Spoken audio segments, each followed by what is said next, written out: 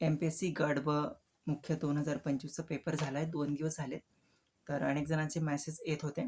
पण माझं सेंटर मुंबईला होतं आणि मुंबईहून गावाकडे यायला थोडा टाईम लागला. आज सकाळी 6ला मी बसलो होतो आणि संध्याकाळी 6 वाजले आणि अ, त्यानंतर थोडा आराम केला आणि मग म्हटलं आता थोडा उशीर झाला पण तरी पण व्हिडिओ करूया म्हटलं. सो पेपर कसा होता? तर पेपर 1 बद्दल मी थोडक्यात सांगितलं होतं. खूप कमी शब्दात मी सांगितलं होतं, की पेपर कसा होता. एकदम पेपर झाल्या-झाल्या मी ती रिॲक्शन दिली होती. सो पेपर आता थोडंसं डिटेलमध्ये बघूया. तर पेपर मराठीचा ना थोडंसं मला म्हणजे पेपर सोडवतानाच मला जाणवत होतं, की थोडंसं काहीतरी चॅलेंजिंग आहे याच्यामध्ये. थोडा टाईम लागत होता. नाहीतर लास्ट इयर गट का मेन्स दिला होता. तिथे पटकन पेपर असा सुटत होता, की प्रश्न असे सोपे-सोपे होते.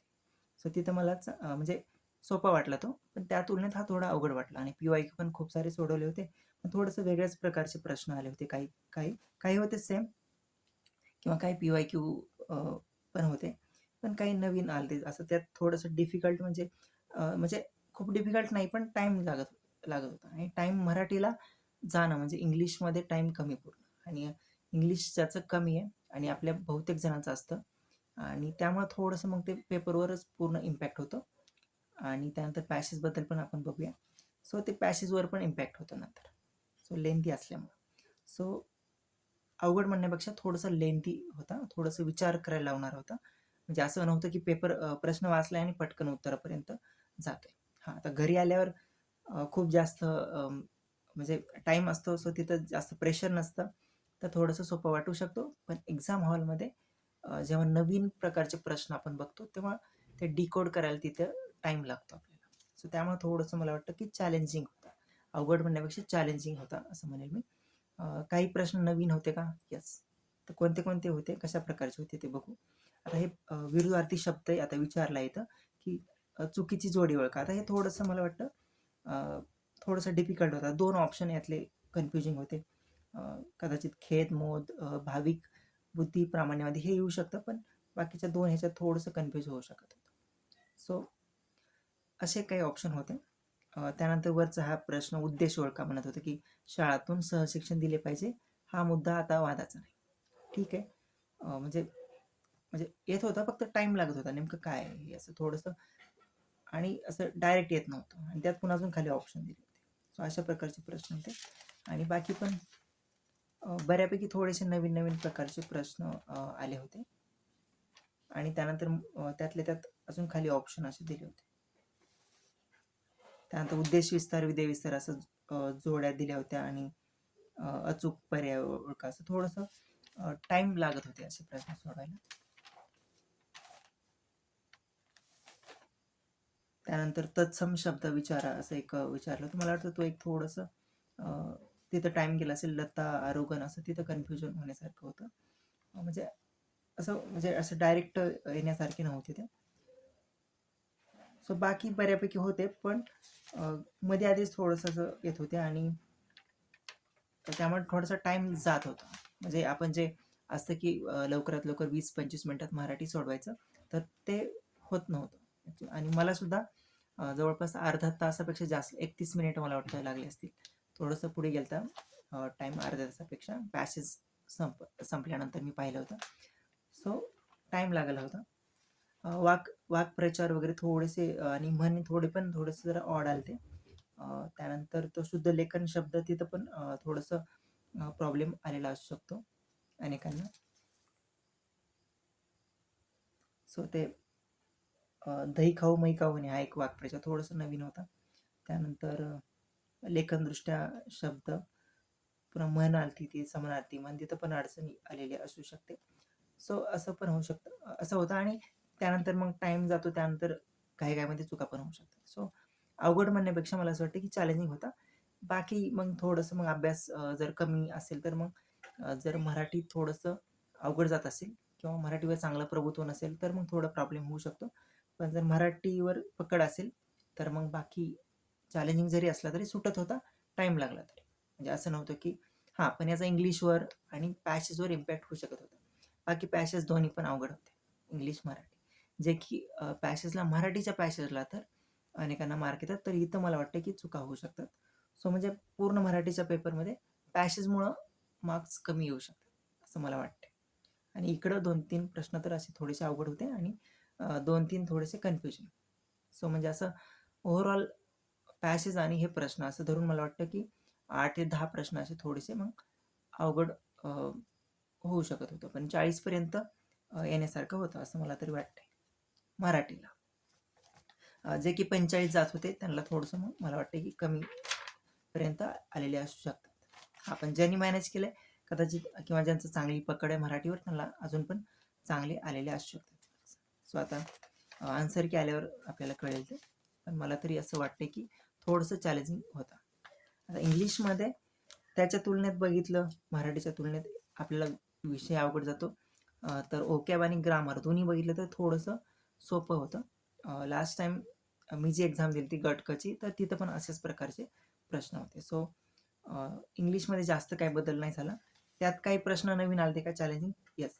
आता ते करेक्ट अँटोनिमस पेअर्सवाला जो प्रश्न आहे ना, तो डिफिकल्ट होता असं मला वाटतं. तिथं अडचण आलेली असू शकते.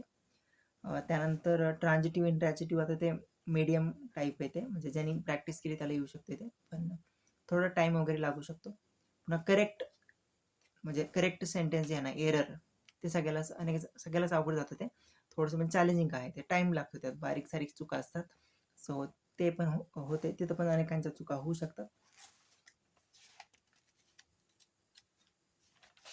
बाकी ओके मला नाही वाटत की एवढं काही चॅलेंजिंग होतं. PYQ जर तुम्ही केले असतील तर ते येऊ शकत होते. आता हे तर हे नेम्स, होमोग्राफ्स म्हणजे एकूणच जे म्हणजे ओकॅब आहे, तर मला वाटतं PYQ जर केले असतील तर त्यातून बऱ्यापैकी सुटत होते प्रश्न. आणि ग्रामरचे पण प्रश्न खूप काय अवघड नव्हते. सो येण्यासारखे होते. आता उगाच मी त्याला अवघड म्हणणार नाही कारण की एवढं पण अवघड नव्हते ग्रामर आणि ओकॅब. हां, पॅसेज 100% अवघड होता. मराठीचा पण होता आणि इंग्लिशचा पण होता. टाईम लागत होता आणि थोडासा लेंदी होता का? येस. आणि चॅलेंजिंग होता का? तर चॅलेंजिंग होता. पण खूप काही अवघड होता का? की ओके एकदमच 360 मध्ये अवघड झालाय तर असं मला वाटत नाही. सो हे माझं म्हणजे जो मला अनुभव आला त्यानुसार मी सांगतोय. आता हे पुन्हा हे कास्ट, हे जे फ्रेझल वर्ब आहे, कास्ट ऑफ, कास्ट आउट, हे जे आलं होते ते, तर मला वाटतं इथं थोडंसं कन्फ्युजन होऊ शकलं असतं. पण जर आता तुम्ही म्हणजे केलं असेल, फ्रेझल वर्ब अवघड जातं अनेकांना, पण ठीक आहे. आता काही प्रश्न तर अवघड जाणारच. सो हा एक प्रश्न अवघड गेला जाऊ शकतो, म्हणजे असू शकतो. त्यानंतर हा एक नोटोरियसवाला, त्याच्याबद्दल एक अवघड केला असेल मला वाटतं. पुन्हा अजून एक फ्रेझल वर्ब आहे गेव आउट, तिथं पण अवघड गेला असेल.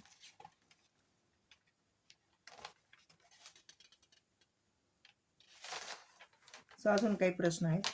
त्यानंतर स्पेलिंग करेक्टमध्ये पण चुका होतात अनेकांच्या. आणि पुन्हा इकडे अजून एक थोडंसं वेगळं आलं होतं की सेमेंटिकली मॅच विच, म्हणजे सेमेंटिकली मॅच द वर्ड्स, असं एक थोडंसं आलं होतं. ते थोडंसं वेगळं पॅटर्न होता तो एक. सो याच्या पलीकडे जास्त काय नव्हतं, म्हणजे ओव्हरऑल 2-4 प्रश्न थोडे वेगळे आले आणि बाकी चुका जिथे होतात म्हणजे ते एरर्समध्ये, ते तर नेहमीच आहे ते. आता ते तर जर खूप काय अवघड नव्हते ते पण जर तुम्ही प्रॅक्टिस केली असेल, सब्जेक्ट, वर्ब, ॲग्रीमेंट, ते जर जमलं तुम्हाला तर तिथं येऊ शकत होतं. सो मराठीच्या तुलनेत इंग्लिश थोडंसं सोपं होतं असं मला वाटतंय.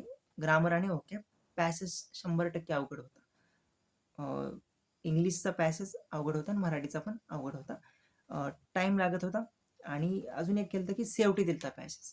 सो ज्यांनी पण शेवटी ठेवला पॅसेज, आता मी पण ती चूक केली की मला असं वाटलं होतं की मराठी झालं की ते घ्यावं, पण म्हटलं काहीतरी प्रश्न घेऊन मग म्हटलं की आपण शेवटपर्यंत टाईम खूप कमी राहिला आणि एक वेळ तर अशी आली की 20 मिनिट राहिले होते आणि 40 प्रश्न सोडवायचे राहिले होते.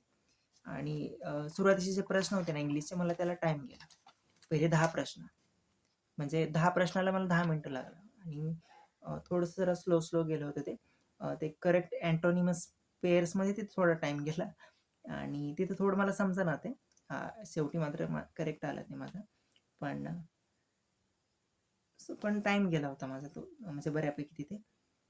सो पण नंतर मग थोडंसं फास्ट घेतलं पण लकीली काही मिस्टेक झाले नाहीत. एका ठिकाणी थोडंसं वाचलं मी, सिली मिस्टेक होता. पण पॅसेजमध्ये मात्र थोडंसं माझी गडबड झाली होती आणि मला सुरुवातीला वाटलं की खूप जास्त काही झालंय ते, म्हणजे चुका झाल्यात, पण मला वाटतं जास्त नाही झाल्या. 1-2 चुका झालेल्या असू शकतात, पण आता आयोगाचा आन्सर घेऊन कळेल मला ते एक्झॅक्ट काय झाले ते. तो पण पॅसेज डिफिकल्ट होता. सो ओव्हरऑल जर पेपर बघितला तर मला असं वाटतं की मॉडरेट स्वरूपाचा पेपर होता. खूप काय डिफिकल्ट होता का तर एवढा पण नाही, म्हणजे ओकॅप खूप अवघड आलं असतं का इंग्लिशचं तर मग तो डिफिकल्ट होऊ शकला असता. ग्रामर थोडा अजून अवघड आलं असतं तर म्हणता येऊ शकत होतं, पण तेवढं काही नव्हतं. अनेकांना इंग्लिशला चांगले आलेत मराठीपेक्षा, कारण की इंग्लिश थोडंसं होतं सोपं. आणि मला वाटतं मार्क्स जर कमी आले असतील ना पॅसेजमुळे, थोडंसं मार्क्स कमी आले असतील, कारण की अनेकांना दरवर्षी पॅसेजला मार्क्स पडतात, पण यंदा मार्क्स तेवढे येणार नाहीत असं मला वाटते. काही ना काही तिथं फटका बसू शकतो. सो ओके, सो हे मला असं, म्हणजे मी जो पेपर दिला त्यानुसार मला असं वाटलं. आणि खूपच जर अवघड गेला असेल पेपर मराठी आणि इंग्लिश तर मला वाटतं थोडंसं विश्लेषण आपण स्वतःचं पण केलं पाहिजे की आपल्या काही झाल्यात का चुका, आणि आपल्या सिलेबसमध्ये ते होत्या का, आपल्या बेसिक सोर्समध्ये त्या होत्या गोष्टी, ते आपण चेक केल्या पाहिजे. सो हां, थोडा अवघड गेला, पॅसेज अवघड गेले, ते त्याच्याबद्दल काही नाही करू शकत. थोडा लेंदी होता का तरी यस. काही काही मिस्टेक, सिली मिस्टेक वगैरे होतात, आता ते मला वाटतं लेंदी पेपर असल्यामुळे होतात. मग तिथं थोडंसं ते प्रेशरमध्ये चुका होतात. सो आता ते एक्झिक्युशनमध्ये चुका आहे, ते दुसरा प्रॉब्लेम आहे. सो म्हणजे पेपरमध्ये म्हणजे चांगले मार्क्स येण्यासाठी काय काय लागतंय, एकतर चांगला अभ्यास लागतो आपला. चांगल्या अभ्यासासोबत राईट डायरेक्शनने पाहिजे. नुसता अभ्यास करून उपयोग नाही. 10 तास अभ्यास केला पण डायरेक्शन योग्य नाही, ते पण बरोबर नाही. तुमची डायरेक्शन पण योग्य पाहिजे. त्यानंतर एक्झाममध्ये एक्झिक्युशन आपलं चांगलं पाहिजे. म्हणजे असं नाही की अभ्यास केलाय, खूप चांगला अभ्यास केलाय, सगळे कव्हर केले टॉपिक, काही स्किप केलं नाही, राईट डायरेक्शन पण आहे, अभ्यास पण क्वालिटी आहे, पण एक्झाममध्ये एक्झिक्युशन नाही, तरी पण काय मग उपयोग नाही. तिथं सिली मिस्टेक झाल्या खूप साऱ्या, तर मग ते पण प्रॉब्लेमॅटिक आहे. सो मग त्याच्यावर काम केलं पाहिजे. आणि सगळ्यात महत्त्वाची गोष्ट ते म्हणजे थोडंसं का होईना लक पाहिजे तिथे. सो अनेक वेळा असं होतं की आपलं सगळं आहे बरोबर, पण थोडंसं लक नसल्यामुळे, आता समजा लक फॅक्टर आहे का तर 100% आहे. समजा 2 मुलं आहेत, समजा ते सगळं म्हणजे सगळ्या गोष्टी बरोबर आहेत, राईट डायरेक्शन अभ्यास पण आहे, सगळा अभ्यास सगळं बरोबर आहे, आणि त्यानंतर एक्झिक्युशन पण चांगलं आहे दोघांचं पण. पण जेव्हा आता समजा आपल्या अभ्यासाचे प्रश्न आले, सगळे सुटले ते, पण अभ्यासाच्या बाहेरचे थोडेसे आउट ऑफ द बॉक्स प्रश्न, समजा 2-3 वर्ष मागचं करंट विचारले आणि तो प्रश्न आता कसा सोडवायचा. सो मग समजा तुक्के मारले तिथे, आणि एकाचा बरोबर आला आणि एकाचा चुकला. सो आय थिंक मग तिथे लकचा फॅक्टर आहे ना. बाकी सगळं बरोबर आहे, पण लक फॅक्टर तिथून चालू होतं पुढे.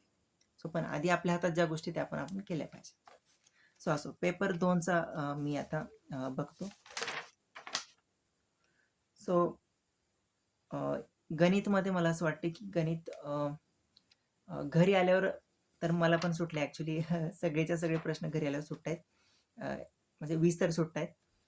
पण एक्झाममध्ये तिथं प्रेशरमध्ये सोडवायचं असतं आपल्याला.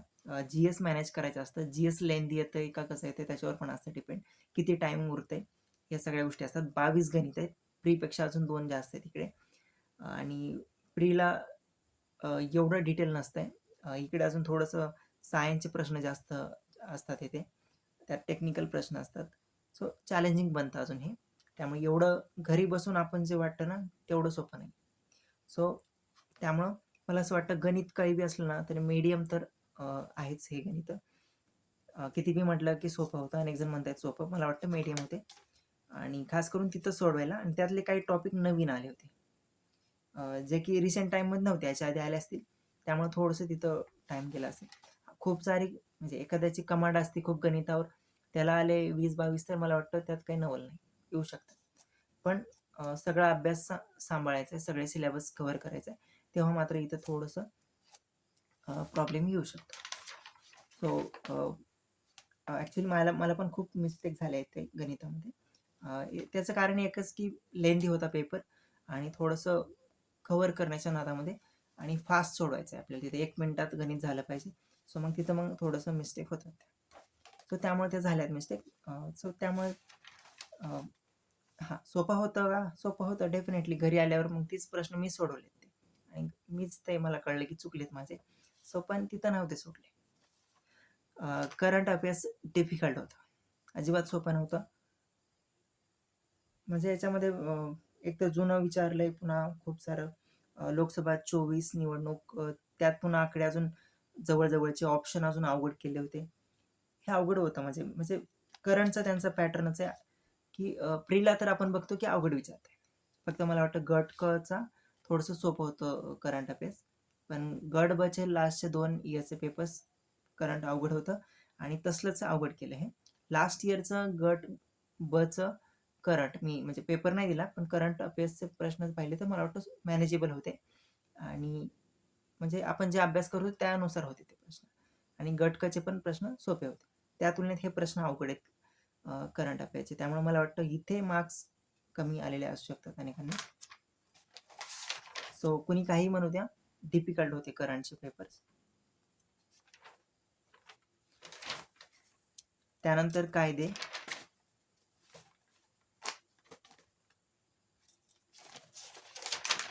कायद्याचे प्रश्न पण मॉडरेट टू डिफिकल्ट होते.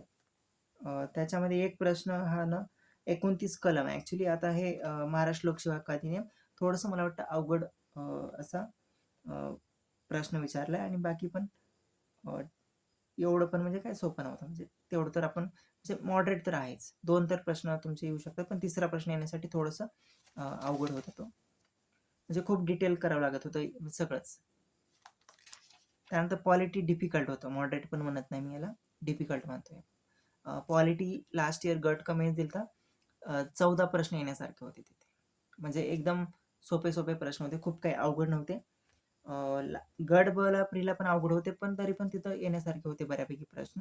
आणि इथे मात्र थोडंसं त्यांनी चुका म्हणजे चुका आहेत बारीक-बारीक वाक्यांमध्ये आणि ते एवढे 1 तासाच्या टाईममध्ये थोडंसं अवघड जाते. राज्यसेवेला तरी पण टाईम असतो तर असे प्रश्न असते तर आपण तिथे मॅनेज करू शकलो असतो. पण इथे थोडंसं मला वाटतं काही नवीन प्रश्न पण विचारलेत, नवीन एरियाजवर प्रश्न विचारलेत, जे की कंबाईनला नव्हते विचारत पण आतापर्यंत नव्हते विचारले. थोडंसं डीप गेलेत आणि त्याच्यामुळे थोडंसं अवघड झालंय.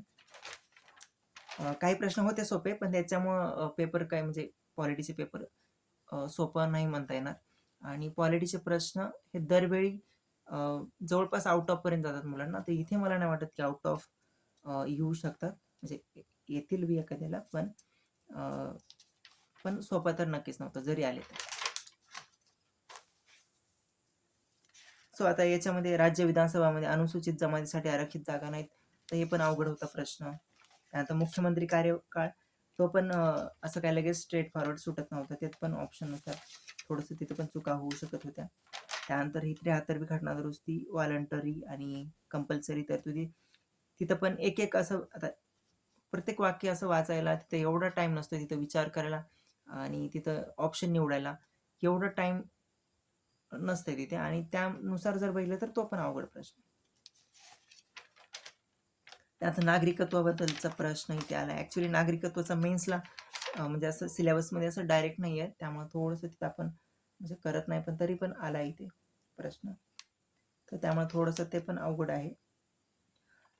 त्यानंतर मल्टीलिनियर प्रश्न आहेत बऱ्यापैकी. विधानसभा अध्यक्ष आणि त्यांचं ते रिन्युअलच्या वेळेचा प्रश्न. त्यानंतर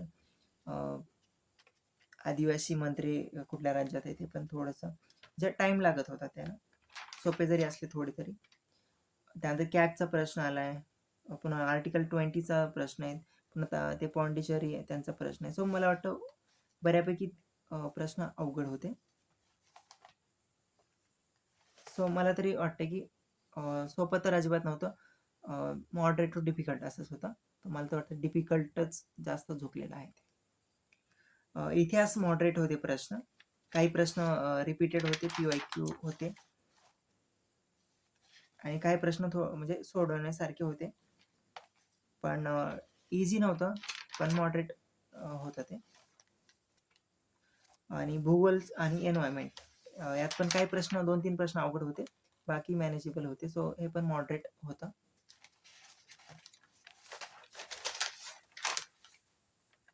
सायन्स पण मॉडरेट होतं. काही प्रश्न थोडेसे मॅनेजेबल होते.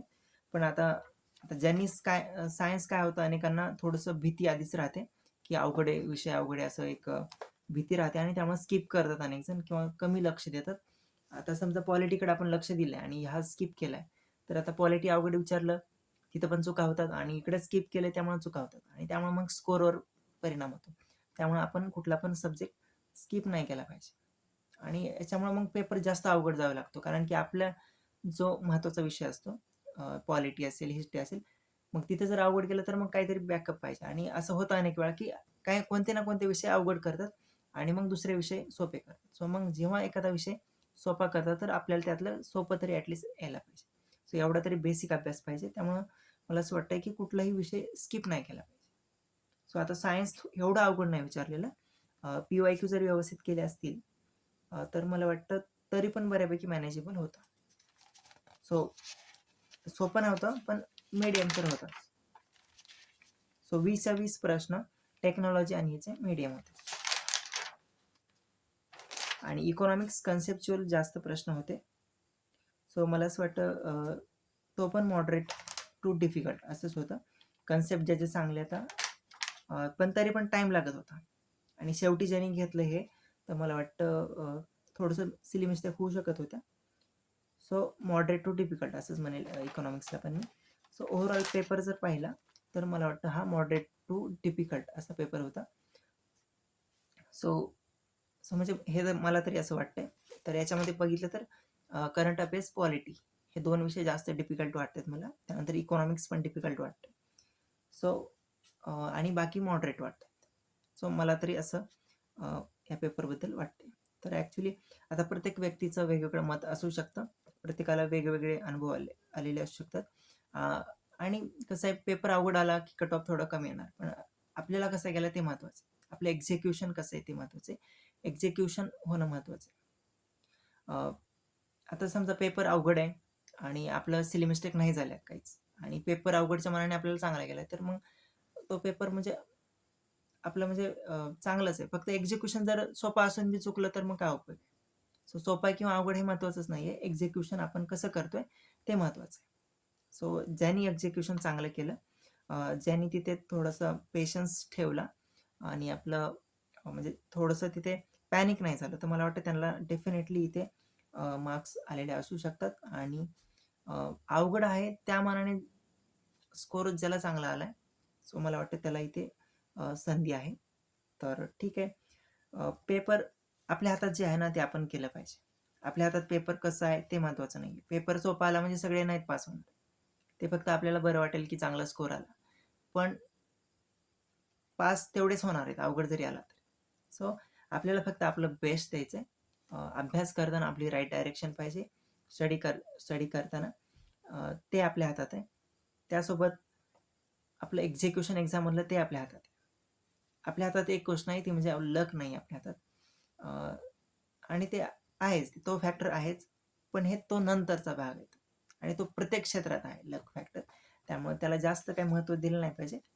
तो ह्या सगळ्या गोष्टी जर केल्या ना, तर मला वाटतं तो लक फॅक्टर पण म्हणतात ना, Fortune favours the brave. So I think ते पण काही खूप दूर राहणार नाही.